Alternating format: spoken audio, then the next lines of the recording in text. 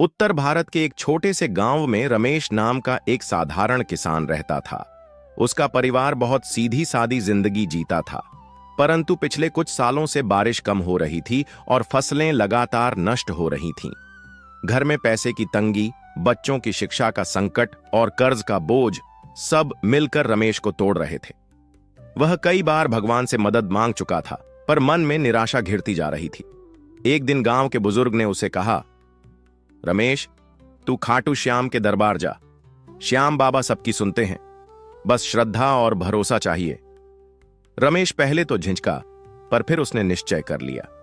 वह अपनी पत्नी और बच्चों को गांव में छोड़कर खाटू धाम चल पड़ा।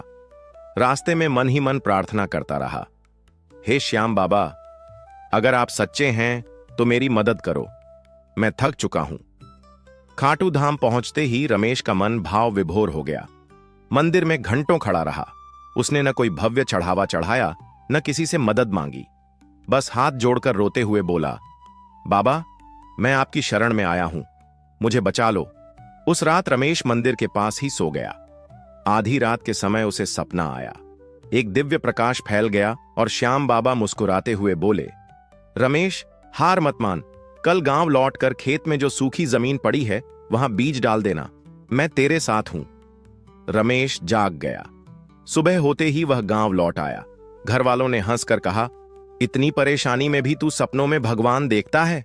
पर रमेश के मन में अटूट विश्वास था। उसने सूखी जमीन पर बीज बो दिए, बिना यह सोचे कि बारिश होगी या नहीं। 3 दिन तक कुछ नहीं हुआ। चौथे दिन बादल घिर आए। 5वें दिन तेज बारिश हुई। खेत हरियाली से भर उठे। फसल इतनी अच्छी हुई कि रमेश कर्ज चुका सका, बच्चों की पढ़ाई शुरू हो गई और उसका घर फिर से खुशियों से भर गया। रमेश हर साल खाटू धाम जाकर धन्यवाद अर्पित करता। गांव वाले उसकी कहानी सुनकर प्रभावित हो गए।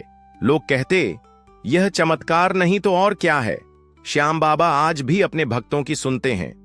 अगर आपको यह कहानी पसंद आई हो तो लाइक करें, सब्सक्राइब करें और बेल आइकन दबाना न भूलें, ताकि आप श्याम बाबा की ऐसी ही चमत्कारी कहानियां सबसे पहले देख सकें। जय खाटू श्याम।